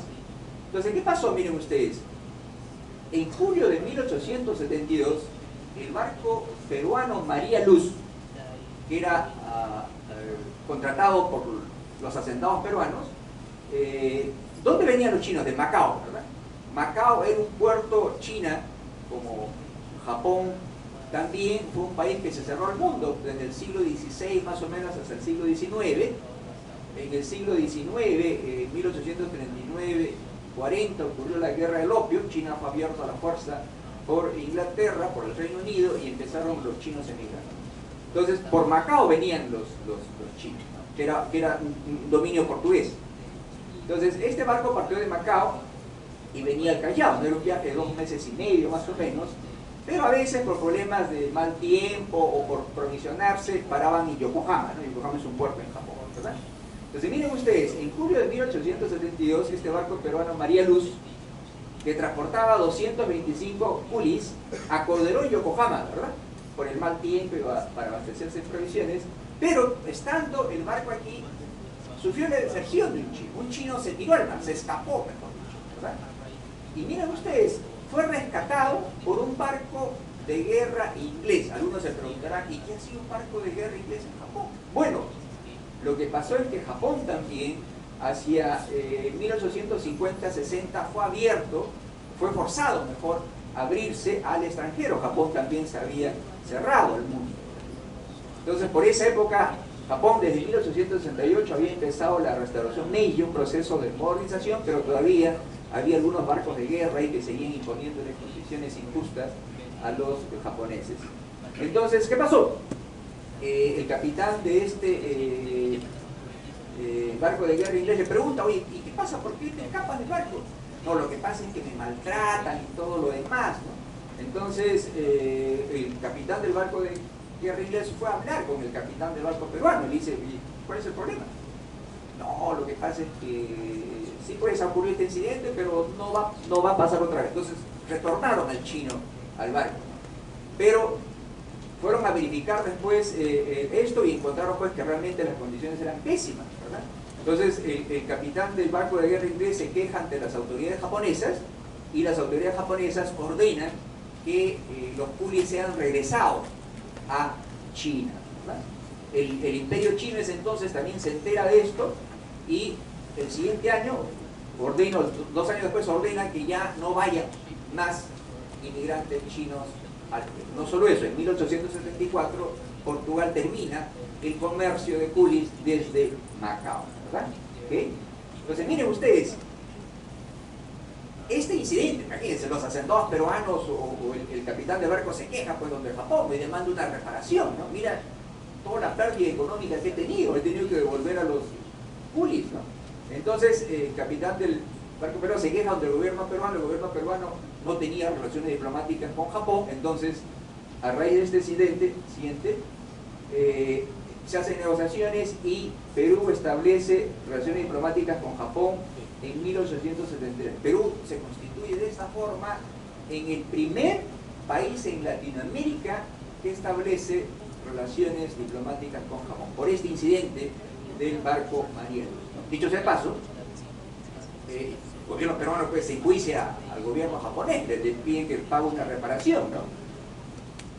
En ese momento no había una corte internacional de la Haya, por ejemplo, porque no se ponían de acuerdo los dos gobiernos, y piden que el zar de Rusia, ¿verdad?, dé un arbitraje.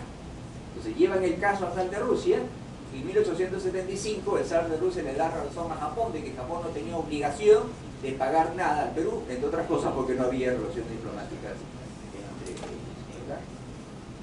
En todo caso, prácticamente en 1874 termina la venida de trabajadores coolies al Perú, ¿verdad?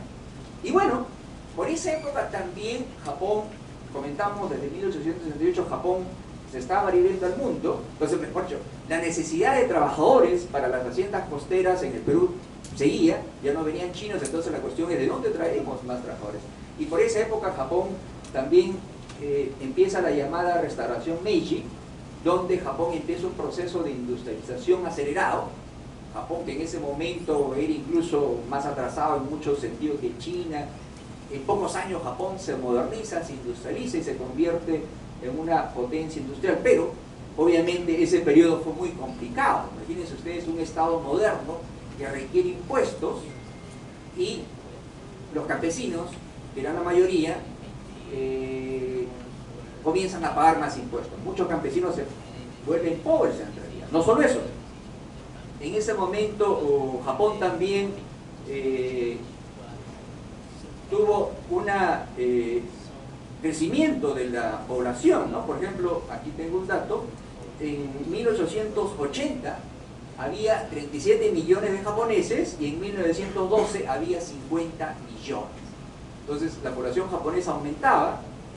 Entonces los japoneses, algunos de ellos o muchos, depende de cómo lo miremos, empezaron a emigrar al extranjero, ¿verdad? Siguiente. Bueno, entonces así empieza la migración, ¿no? El Perú necesitaba trabajadores y Japón empezaba a enviar trabajadores afuera. De hecho, la migración china y la migración japonesa en ese sentido fue una diferencia. Se dice que, por ejemplo, el gobierno japonés promovió la migración de sus ciudadanos al extranjero. Había compañías japonesas que se encargaban de esa tarea, ¿verdad? Bien, ¿qué pasó con los japoneses? Entonces, apenas Japón se abre al mundo en 1868, antes estaba cerrado, ningún japonés podía salir al exterior, y el que había salido no podía regresar. Entonces los japoneses comienzan a emigrar, primero se van a Hawái, después a Estados Unidos, pero hacia fines del siglo XIX ya había en Estados Unidos muchos inmigrantes asiáticos. Los chinos habían empezado a ir a Estados Unidos antes que los japoneses. Entonces empieza a haber en Estados Unidos un sentimiento anti-asiático, muchos japoneses y todo lo demás, perdón, muchos chinos, japoneses. Entonces los japoneses empiezan a mirar otros destinos, ¿no? Entonces se fijan en Sudamérica, de tal forma que el 3 de abril de 1873, 1873, el barco Sakura Maru, así se llama, arribó con 790 inmigrantes japoneses al Perú. Dicho sea de paso, es interesante anotar que de los 790 que vinieron, 372 eran de la prefectura de Niigata, una prefectura en Japón más al centro, 187 de Yamaguchi, del sur, 176 de Hiroshima, también en el sur, 50 de Okayama, otra prefectura en el sur, 4 de Tokio, Tokio es la capital y está en el centro casi, y 1 de Ibaraki, ¿verdad? Pero en los siguientes barcos vinieron más gente de Okinawa, por eso se calcula que quizás un 60 o alguno dice 70% de todos los que emigraron de Japón son de la región de Okinawa, donde José nos ha descrito interesantemente la historia de esta prefectura, su relación con China, ¿verdad? Bueno, entonces vinieron estos 790 inmigrantes, ¿verdad? Ahora, la migración japonesa al Perú también fue posible porque en verdad hubo una persona muy interesante que trabajó para que se dieran leyes para que sea posible la venida de estos inmigrantes. Y este señor fue ¿quién? Fue Augusto Leguía, que como ustedes saben fue 2 veces presidente del Perú. Este señor es muy interesante, él trabajó en Estados Unidos y conoció en Estados Unidos a este señor Teiichi Tanaka, que después, a través de la compañía Morioka Shokai, una de las varias compañías, se encargaron de enviar inmigrantes al Perú y a otros países, ¿verdad? Entonces de esa forma comienza la migración. Japón enviaba trabajadores afuera y el Perú necesitaba esos trabajadores. Siguiente. Bueno, este es un póster muy interesante, como, por ejemplo, ahí dice, está en japonés, dice, bueno, vamos con toda la familia hacia Sudamérica. Y justamente está señalado ahí, bueno, está señalado ahí Brasil y el Perú, imagínense. Dicho sea de paso, son los lugares donde vinieron la mayor parte de inmigrantes japoneses. Vamos a ver aquí, como también indicó José, Brasil es el lugar donde hay más descendientes japoneses y el segundo lugar es Perú, ¿verdad? ¿Okay? Siguiente. Bueno, este es un cuadro que muestra dónde se fueron los primeros inmigrantes japoneses, ¿verdad? Llegaron 790 al Callao, dice que uno se quedó trabajando donde Augusto Leguía y el resto se repartieron pues en las haciendas del sur, en Cañete y en el norte del Perú. Ellos venían con un contrato de 4 años, ¿verdad? Se supone que al cabo de este tiempo ellos acababan su contrato y ya eran libres para trabajar en el lugar que ellos querían, ¿cierto? Siguiente. Pero la vida de estos primeros inmigrantes no fue nada fácil, imagínense. Imagínense qué pasó, por ejemplo, con los primeros 790 inmigrantes. Al cabo de 4 años, que terminó su contrato, 162 habían muerto. Miren, ustedes se imaginan gente, por ejemplo, de Niigata. Niigata es un lugar muy frío en Japón. Venían al norte, ¿no? Al lugar muy cálido y fueron víctimas de enfermedades como el malaria, tifus, cólera, fiebre amarilla, sufrieron mucho en realidad los primeros inmigrantes, no solo el tema de las enfermedades, trabajaban 10 a 12 horas diarias, a veces los hacendados no requerían reconocerle el monto total del salario que se supone que el salario que le ofrecían era bastante alto, para algunos casi el doble de lo que ganaban en Japón, pero sufrieron mucho. Entonces, repito, de los 790, 162 murieron, 143 murieron en el primer año, imagínense. 50 se escaparon, eso es muy interesante, así como los chinos, chinos se escapaban de las haciendas porque el maltrato, imagínense, no entendían el idioma y todo lo demás, los maltrataban, los trataban mal y se escaparon. Y 54 terminaron el contrato por mutuo acuerdo antes de esto. Se supone que el resto se quedó en el Perú, ¿verdad? Trabajando, salieron de las haciendas y se fueron a trabajar. Y algunos se fueron a Bolivia. Miren, esto es muy interesante. Dicen que los primeros inmigrantes japoneses a Bolivia, Argentina y según algunos a Brasil, porque oficialmente la inmigración japonesa al Perú empezó en 1899, ¿verdad? Por eso estamos celebrando el 120 aniversario. Y oficialmente la inmigración japonesa a Brasil empezó en 1909, o sea, 10 años después. Pero se dice que en realidad llegaron inmigrantes japoneses a Brasil antes de eso. ¿Cómo? De algunos japoneses que se escaparon de las haciendas peruanas y por el temor de que los pudieran capturar, porque los hacendados obviamente se escapaba alguien que le había en su contrato, denunciaban a la policía y los capturaban, se fueron cruzando los Andes, llegaron a Bolivia, incluso algunos se fueron hasta Argentina y a Brasil. Impresionante. Bueno, disculpen, solo 136 retornaron a Japón, ¿no? En verdad, obviamente algunos o muchos de los japoneses que venían a Latinoamérica no tenían la intención inicial de quedarse, ¿verdad? Ellos se iban, ahorraban y regresaban a Japón, pero en verdad eso no pasó con la mayoría. En este caso, de los 790 primeros inmigrantes, 136 regresaron a Japón. Bueno, como decíamos, estos inmigrantes venían con un contrato, pero al cabo de los 4 años de contrato, ellos pues salían del campo, la mayoría, y se iban a trabajar a las ciudades, donde muchos trabajaban en su propio negocio, principalmente en el sector comercio y en el sector de servicios, ¿verdad? Siguiente, ahí está una foto de estos inmigrantes trabajando en una de las haciendas costeras, ¿no? Siguiente. Aquí tenemos un cuadro, creo yo, interesante. Esta es una estadística de fuente japonesa, donde dice el número de japoneses que emigraron a las Américas, ¿no? Entre 1897 a 1941. Según esta estadística, a Sudamérica en realidad, Sudamérica, Centro y Sudamérica, no está Estados Unidos. Brasil está ahí, primero con 188.986, Perú con 33.070, según esta estadística, México con 14.476, Argentina con 5.398, Cuba y así, ¿verdad?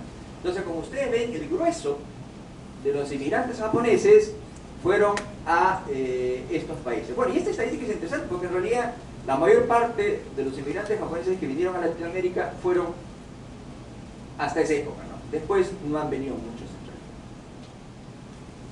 Bien, siguiente. Los japoneses que vinieron, los inmigrantes japoneses que vinieron por contrato, estos tipos de contratos terminó más o menos a comienzos de 1920, entonces los que vinieron después ya lo hicieron por su propia cuenta, ¿no? No solo eso, otra razón por la que esto fue así fue que en 1924, por decisión del gobierno peruano, los japoneses que se les permitía venir al Perú era solo por invitación de los que ya estaban adentro. ¿Por qué?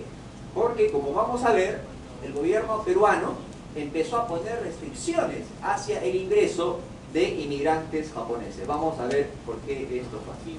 ¿Okay? Bien, ¿qué es lo que pasó? Yéndonos al tercer párrafo. Lo que pasó fue que en realidad los japoneses, pues, como nosotros los conocemos, trabajan muy duro, ¿verdad? Los inmigrantes asiáticos trabajan muy duro, ¿verdad? Entonces ellos tuvieron mucho éxito en los negocios que emprendieron, ¿verdad? Y esto en cierta forma provocó un resentimiento de la población local, ¿no? No solo eso, muchos negocios de estos inmigrantes, prácticamente los empleados eran también de ellos, ¿no? Quizás tenían más confianza en sus propios conciudadanos que en otros, ¿verdad?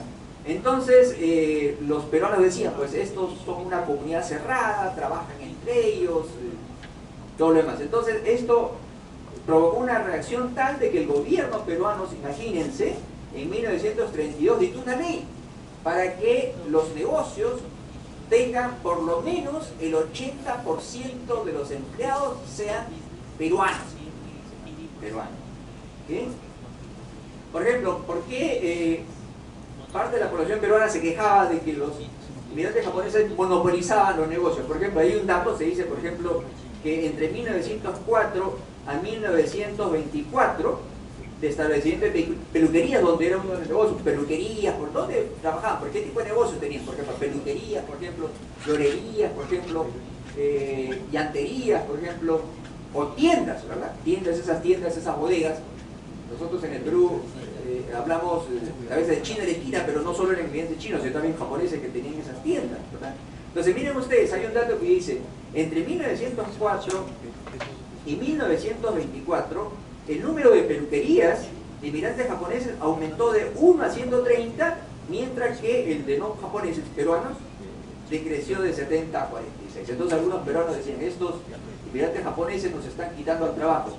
Lamentablemente, otro hecho concurrió a el ánimo de animadversión que tenían los peruanos, el racismo. Había medios de comunicación que decían que el Perú no debe recibir inmigrantes asiáticos, no debe recibir inmigrantes japoneses que se regresen a sus países. El diario La Prensa, por ejemplo, de ese momento era los únicos La Crónica, que encabezaban esta reacción anti-japonesa, basada en hechos racistas en realidad. Bueno, ¿qué pasó? Siguiente. Bueno, dicho sea paso, este es un cementerio budista en Cañete, uno de los primeros cementerios que hicieron los inmigrantes japoneses en el Perú. Recuerden ustedes que del primer barco que vinieron, algunos se fueron a algunas haciendas de Cañete, ¿verdad? Siguiente. Bien, ¿qué es lo que pasó? Entonces empiezan pues desde los años 20, 30 movimientos de animadversión contra los japoneses, ¿no? Por ejemplo, en 1930, cuando Sánchez Cerro hace un golpe militar contra el presidente Leguía, que dicho sea de paso, Leguía era muy amigo de los japoneses, ¿no? Él es catalogado como, gracias a él, ocurrió bastante esta migración japonesa, ¿no? Entonces, con motivo del golpe de Estado hubo demostraciones en Lima, ¿no?, que degeneraron en el saqueo de establecimientos comerciales de la comunidad japonesa. Continuaba pues esta queja de los peruanos, de tal forma que hacia 1936 y 37 el gobierno peruano puso un límite al número de extranjeros en el país. Si mal no recuerdo, la cifra de inmigrantes japoneses que se supone debería haber en el país no debería pasar más de 17.000. Entonces, como ya había más de ese número, ya no podían. Prácticamente se prohibió la inmigración japonesa, ¿verdad? Terminó, o sea, de hecho terminó. ¿Sí? Lo más complicado, lo más terrible fue en mayo de 1940. Ocurrieron demostraciones anti-japonesas donde las casas, no solo los negocios, sino las casas de inmigrantes japoneses fueron vandalizados, y incluso lamentablemente murieron varios de ellos. Dicen que este fue el peor incidente de este tipo en Latinoamérica, ¿verdad? Lamentablemente los hechos internacionales pues se complican. Japón entra a la Segunda Guerra Mundial al atacar Pearl Harbor en diciembre de 1941, y esto pues enciende más este sentimiento anti-japonés, ¿no? Estados Unidos, Perú era un aliado muy grande de Estados Unidos, y prácticamente Perú rompe relaciones diplomáticas con Japón. Dicho sea de paso, es interesante, en 1945, cuando ya estaba terminando la guerra, el Perú declara la guerra a Japón. Así fueron las cosas. Declara la guerra de un extremo al otro. Pero eso fue lo que pasó. Siguiente. Una de las cosas más lamentables que ocurrió fue que por iniciativa de Estados Unidos, por algunos dicen por orden de Estados Unidos, el Perú, imagínense, capturó a muchos líderes de la comunidad japonesa. A 1771 de ellos los envió a campos de concentración en Texas y en algunos lugares en Estados Unidos, y ellos estuvieron en estos campos de concentración durante toda la guerra. Esto fue realmente terrible, porque mucha gente dice, Brasil, imagínense, había muchos más ciudadanos japoneses y medios japoneses en Brasil. Pero Brasil es eso. ¿Por qué el Perú fue tan genuflexo? Perú fue tan, digamos, sí, pues, hacía todo lo que Estados Unidos le pedía. Fue algo terrible, ¿no? Imagínense ustedes, las propiedades, los activos de la comunidad Nikkei fueron expropiados. O ellos fueron forzados a vender. Imagínense, venía la policía y le dice, ¿sabe qué? Usted tiene 48 horas para deshacerse de sus propiedades porque lo vamos a enviar a Estados Unidos. Realmente fue terrible lo que pasó, ¿no? La comunidad japonesa sufrió enormes pérdidas económicas. Tan es así que en la década del 60 se le reconoció, pues el gobierno peruano reconoció este hecho, fueron expropiadas incluso las escuelas de los inmigrantes japoneses, y en los años 60 el Perú reconoció esto y, por ejemplo, le donó el terreno de lo que es ahora, por ejemplo, la Asociación Estadio Unión, ¿no? O lo que es el local de la Asociación Peruano-Japonesa, ¿no? Reconociendo el terrible error que hizo el gobierno peruano al enviar estos líderes de la comunidad japonesa a Estados Unidos. Bueno, termina la guerra y hasta 1952 ya las cosas se calman y se restablecen relaciones diplomáticas entre el Perú y Japón, ¿verdad? Otro hecho interesante es que en 1967 los príncipes herederos en ese momento de Japón visitaron el Perú, y en 1989, el 3 de abril, se declara Día de la Amistad Peruano-Japonesa. Como comentábamos también, es interesante notar de que la mayoría de los que vinieron al Perú eran del sur de Japón, específicamente de Okinawa, ¿verdad? Bien, vamos a hablar de otro tema que creo que es interesante, siguiente. Migración de los Nikkei a Japón. Repito, Nikkei son los descendientes, ¿verdad?, de los japoneses en el sitio. Entonces, miren, ¿qué es lo que pasó? En los años 1980, como todos nosotros sabemos, en el Perú pues atravesó una crisis económica terrible, ¿verdad? No solo una crisis económica, una crisis social y política. Y este clima se iba empeorando, ¿no? Por esta razón, peruanos de origen japonés, los Nikkei, empezaron a ir a Japón a trabajar. Miren, qué ironía, ¿verdad? Qué ironía. En 1899, inmigrantes japoneses vinieron al Perú, porque en cierta forma la situación de ellos es muy difícil, se supone que el Perú no estaba tan mal, por eso vinieron, ¿no? Y, ¿cuánto? 90 años después, sí, pues 90 años después, descendientes de estos inmigrantes peruanos se fueron a trabajar a Japón. Ahora, ¿qué es lo que pasó? ¿Por qué se fueron allá? ¿Y por qué Japón los recibió? Bueno, la razón por la que se fueron, una ya les acabo de mencionar. El Perú atravesaba una crisis económica terrible. Entonces, muchos peruanos se fueron a muchos países, Estados Unidos, Europa, donde pudieran ir. Pero los descendientes de japoneses se fueron a Japón. ¿Por qué? Lo que pasa es que en Japón, en la década del 80, justamente empieza a atravesar una escasez de mano de obra. Bueno, yo en verdad conozco, creo yo, algo de esto, porque justo estuve ahí. Como ustedes saben, yo estudié en Japón, estuve desde 1985 hasta 1993. De 1985 hasta 1992 estuve en una beca del gobierno de Japón, por eso hice una maestría y doctorado en la Universidad de Kobe. Dicho sea de paso, Japón es uno de los países que ofrece bastante becas, y definitivamente creo yo, las becas que ofrece el gobierno de Japón son con muchas razones, creo que la mejor del mundo. No solo en términos económicos, en términos del recibimiento que nos da Japón, las facilidades que uno tiene en las universidades japonesas, que son de primer nivel en infraestructura y todo. Entonces, yo estuve en Japón. Cuando empezó la migración japonesa, yo estuve en Japón. No solo eso, conozco también este tema, porque como se leyó en mi presentación, yo desde 1993-94 hasta el 2001 fui el primero y el único traductor oficial del idioma japonés. ¿Y por qué les comento esto? Porque Ustedes se imaginan, fueron peruanos a Japón, ¿no? Y tenían que demostrar pues que eran descendientes japoneses, ¿no? Entonces me traían su partida de nacimiento en japonés, Koseki, para que yo los tradujera. Entonces conozco también por este tema de la inmigración. Bueno, entonces decíamos, ¿no?, que Japón, ¿qué es lo que pasó? Desde la mitad de la década del 80, Japón empieza una escasez de mano de obra. Japón ya era un país altamente industrializado, un ingreso per cápita bastante grande, y obviamente había trabajos que los japoneses ya no quieren hacer, ¿no? Trabajos intensivos en mano de obra, imaginen en las ensambladoras, estar pegando, poniendo partes y componentes de televisores, de autos, era un trabajo muy tedioso, ¿no? O en la agricultura, por ejemplo. Los japoneses tenían una palabra para describir ese tipo de trabajos, ¿no? Decían trabajos Kiken, Kitanai, Kitsui, ¿no?, que significa trabajo, Kitanai es trabajo sucio, imagínense, engrasarse ahí haciendo cosas, o Kitsui muy aburrido, qué sé yo, o Kiken poco peligroso. Entonces justamente vinieron gente a trabajar ahí. No solo eso, el hecho de ir a Japón, o sea, Japón demandaba trabajadores, pero el hecho de ir a Japón tenía otro incentivo. ¿Cuál era ese incentivo? Justamente la moneda japonesa empezó un proceso de apreciación de la moneda. Yo también lo he vivido eso, ¿no?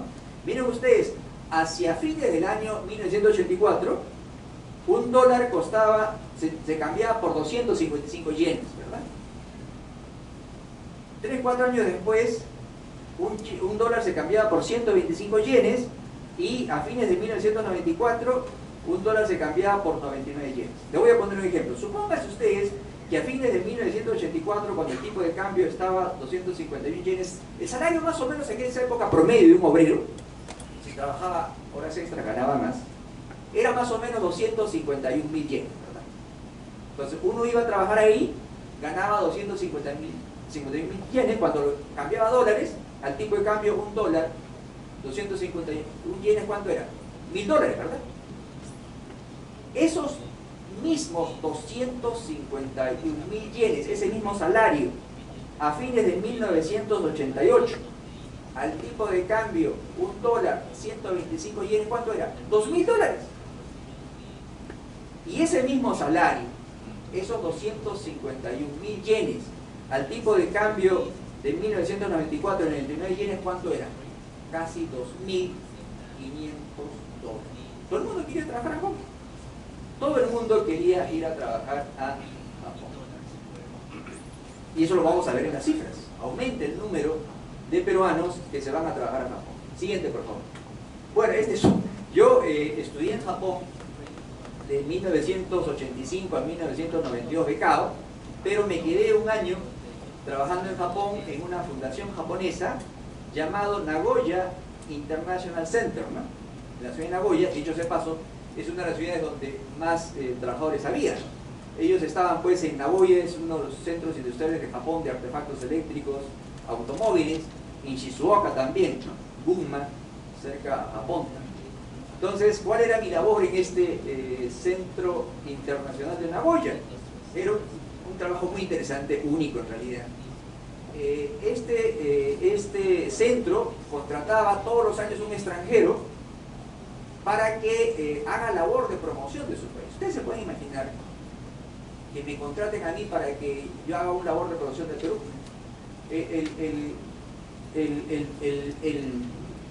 Mi trabajo en japonés tenía un nombre, pero en inglés, ¿saben cómo se llama mi puesto? Perú Goodwill Ambassador, embajador de buena voluntad del Perú. Entonces, como tal, me fui por aquí y por allá, pero les comento esto porque escribí este pequeño, bueno, libro. Sería pretencioso decir que es un libro porque no tiene más de 40 páginas, ¿no? Pero ahí narro un poco la historia de los inmigrantes, que vamos a ver algunos datos de ahí. Bueno, siguiente. Miren ustedes, vamos a ver las estadísticas. Hacia fines de 1984, el número de peruanos en Japón no era solo 452. Muchos de ellos eran estudiantes como yo, o peruanos que vivían por ahí por otra razón. Pero miren ustedes cómo se dispara a 10.279 en 1990 y se dispara a 36.269 en 1965. Esto también fue posible porque en 1990, o sea, el incremento impresionante del número de peruanos y también vamos a ver brasileños de origen japonés, porque esa era la condición. En 1990 el gobierno japonés hace modificaciones a la ley de inmigraciones para permitir que extranjeros de origen japonés pudieran trabajar en el país en actividades que no demanden muchas habilidades intensivos en mano de obra, como por ejemplo en ensamblaje, construcción, agricultura y algunas cosas más. Ahora, ¿qué es lo que pasó? Ocurrió un hecho muy interesante, imagínense. Era un gran atractivo ir a Japón, ¿verdad? Entonces, muchos peruanos que no tenían nada de japonés hacían lo imposible para tomar apellidos japoneses e irse a Japón. Algunos lo hicieron de las buenas, digamos en cierto sentido, se casaron con japoneses o japonesas para tener el apellido japonés, y otros, yo conozco varios porque he sido traductor, compraban los certificados. No solo eso, ustedes revisan el diario El Comercio del 90, 91, 92, en la sección clasificado, había personas que decían, adopto, yo soy Nikkei, adopto jóvenes. Por ejemplo, un señor me adoptaba a mí, yo cambiaba mi apellido Aquino por, qué sé yo, o Nagasaki, señor Nagasaki, me tenía apellido japonés y me podía trabajar a Japón. Eso fue lo que pasó. Cuando estaba en 1993, en marzo, en Nagoya, vi un documental de la televisión japonesa NHK, donde hablaba de este tema, ¿no? Y contaba de un señor Nikkei de Waral, no recuerdo bien el apellido, creo que se llamaba Ishikawa, creo, que había adoptado 20 hijos jóvenes de 20 a 30 años. Bueno, siguiente. Este es otro libro que escribí justamente en el 94, narro también sobre el tema de Japón. ¿Y por qué les muestro este libro? Por lo siguiente. Hay una foto, miren. ¿Me ubican dónde estoy yo? Yo empecé a trabajar de intérprete, porque estos peruanos no hablaban japonés, entonces la compañía les daba una semana, 2 semanas de un curso, aprender lo elemental de japonés, y yo estoy ahí. ¿Me ubican? Entre los que están de pie, en el medio. Ahora, yo muestro esta foto por una razón, porque en verdad hay algunos que no tienen nada de Nikkei de japonés. Hay uno incluso un morenito en realidad. Bueno, se había conseguido la pega. Bueno, eso fue lo que pasó. Miren, siguiente, acá está la estadística, miren ustedes. Miren ustedes esta línea de Perú. Miren ustedes cómo empezaron a incrementarse de una forma espectacular. Creo que 452, impresionante, ¿no? El número de, y también de brasileños, miren ustedes. ¿Dónde está Brasil? Entonces, ¿por qué? Porque obviamente los países que tienen mayor número de descendientes japoneses en Latinoamérica eran Perú y Brasil. Bueno, hay más descendientes ahora de japoneses en Estados Unidos, pero bueno, los japoneses no se van a ir a trabajar. Los japoneses en Estados Unidos no se van a trabajar a Japón, por supuesto. Entonces miren ustedes, aumentó en forma espectacular este tema. Bueno, siguiendo, la crisis internacional del 2008-2009 afectó fuertemente a Japón. Japón es un país que depende mucho de las exportaciones, o muchas de sus grandes empresas exportan, y justamente muchos trabajadores extranjeros fueron afectados porque trabajaban justamente en este tipo de fábricas, ¿verdad? Por ejemplo, exportando fábricas que exportan artefactos eléctricos, autos y todo lo demás, ¿verdad? Algunos retornaron al Perú. El gobierno japonés estaba incentivo. Bueno, para terminar este tema diremos siguiente, por favor. Perdón, miren, es muy, incluso en estas circunstancias, como vamos a hablar después, la comunidad japonesa ha hecho muchas contribuciones al Perú, pero incluso en estas circunstancias, el hecho de que los inmigrantes japoneses, o descendientes, perdón, puedan ir a trabajar a Japón, como muchos otros que se fueron al extranjero, benefició mucho al país y a su familia, porque ellos remitían dinero, ¿verdad? De hecho, por ejemplo, en el 2017, los peruanos en Japón enviaron a sus familias 222 millones de dólares, por ejemplo, ¿no? De un total de 3.051 millones de dólares que enviaron los peruanos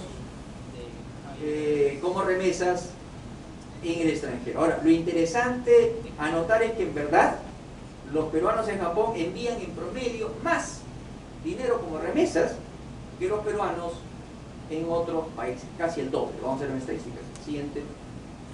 Bueno, brevemente, menciono esto porque esta es estadística más reciente y ya no aparece, pues ya no aparece, bueno, ya no aparece el número de peruanos porque ya vietnamitas, otros los han destacado, ¿no? Ahora, ¿cuántos peruanos hay ahorita? Probablemente debe haber más o menos 45.000 más o menos, ¿no? Siguiente, acá hay una estadística, ahí dice, por ejemplo, dice número de extranjeros, ¿no?, que tienen la visa de residencia de residencia permanente, mejor dicho, ¿no? Y ahí ven el número peruano. Según la última estadística de 2015 había 33.594 que tenían visa de residencia por tiempo indefinido largo, ¿no? Por supuesto, hay otros peruanos que tienen visa el tiempo estaría más corto. Bueno, ¿qué significa eso? Que muchos ya se quedaron, o sea, esos que están ahí por lo menos ya no tienen intención de regresar al Perú. Siguiente.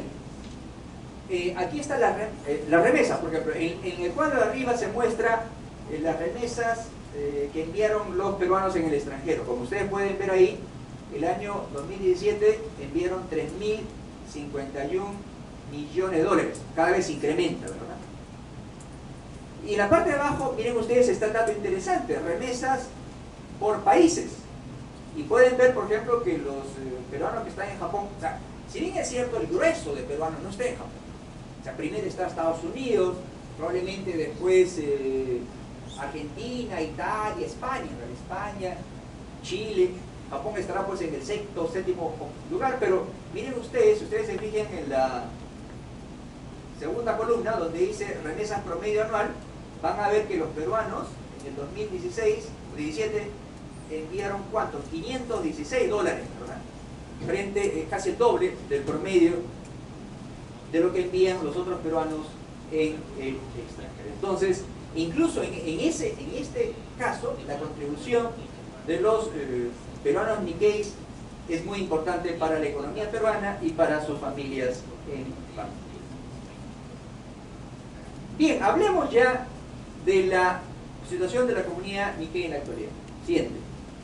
Bueno, en 1990, como ustedes saben, se eligió pues, fue elegido el primer Nikkei presidente en el mundo. Entonces todo el mundo se interesó por la comunidad Nikkei, ¿no? Se preguntaba, en realidad la comunidad Nikkei, a diferencia de la comunidad china, comentamos según algunos cálculos, entre 5 y 10% de los peruanos tienen ascendencia china, origen chino.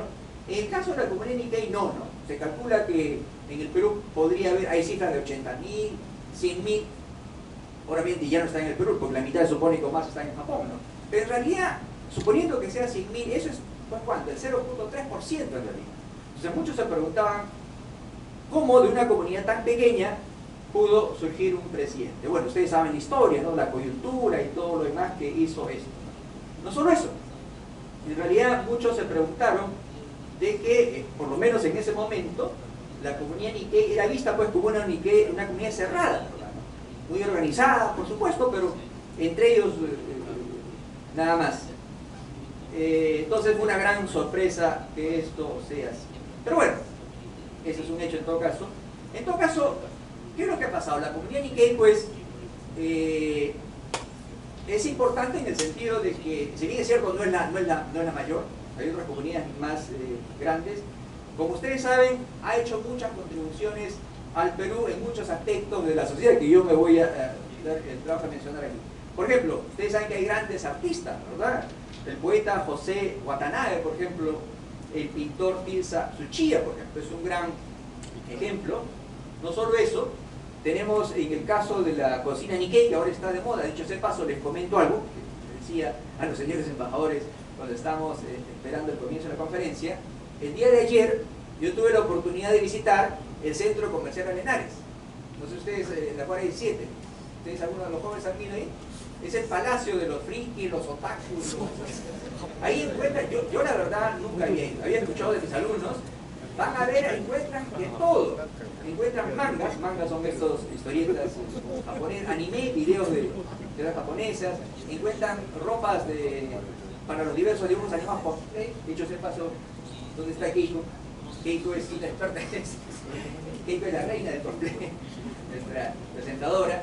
Es impresionante la cantidad de cosas que encuentran y algunos restaurantes también, principalmente de Japón y de Corea. Yo les recomiendo que se den una vuelta.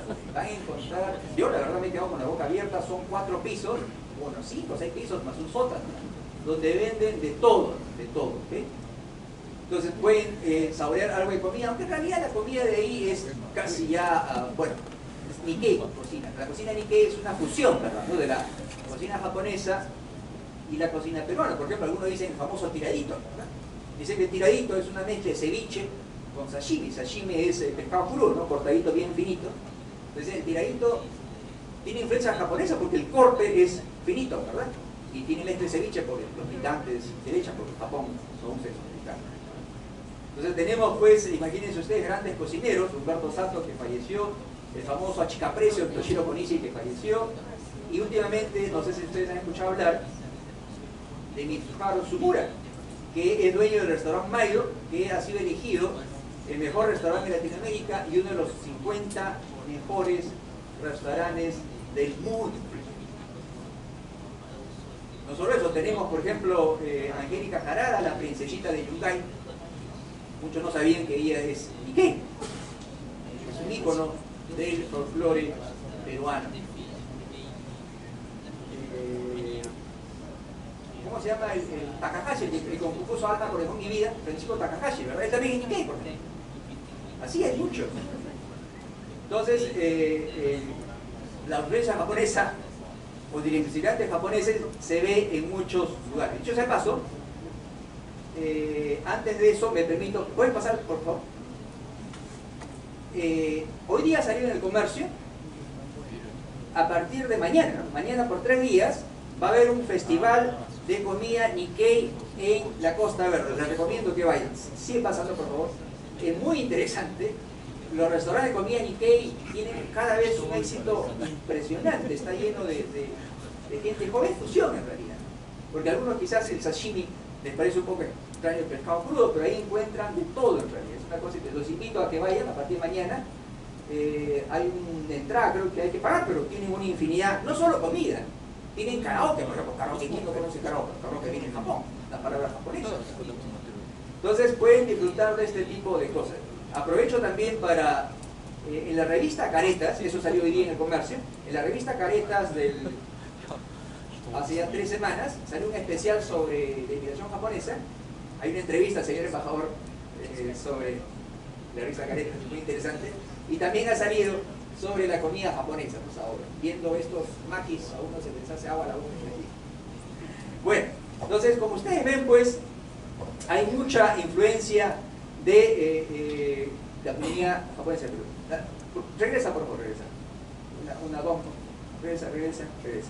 Bueno, ya terminando, podríamos decir que en realidad la comunidad Nikkei ha hecho una gran contribución al Perú, y podríamos decir que el hecho de tener una gran comunidad Nikkei es una de las razones por las que las relaciones con Japón es fuerte, ¿no? Siempre ha sido, hubo episodios obviamente lamentables en la historia, eso ya pasó, pero en los últimos 70 años la relación es excelente, y eso se manifiesta en muchas cosas, ¿no? Japón es uno de nuestros principales socios comerciales. Muchos peruanos se van a Japón, yo he tenido la oportunidad de ser uno de ellos, y especialmente algo que en realidad es muy interesante es el siguiente cuadro. Si bien es cierto, el Perú no es el país más pobre de Latinoamérica, y yo creo que por la gran amistad que Japón tiene con el Perú, por la existencia de la comunidad Nikkei, es que el Perú es el mayor recipiente de la ayuda japonesa al Perú, que se traduce no solo en donaciones, no solo en becas, sino en asistencia técnica. Vienen expertos japoneses a enseñarnos en las diversas materias de Entonces, concluyendo, podríamos decir que en realidad la migración japonesa ha tenido vicisitudes por el tiempo. Quizás muchos llegaron no para quedarse. Hay una palabra en Japón que dice dekasei, ¿verdad? Dekasei significa ir a trabajar, contar dinero y después regresar, pero se quedaron. Y es un componente muy importante de la comunidad peruana en general. Entonces eso sería todo. Gracias por su atención.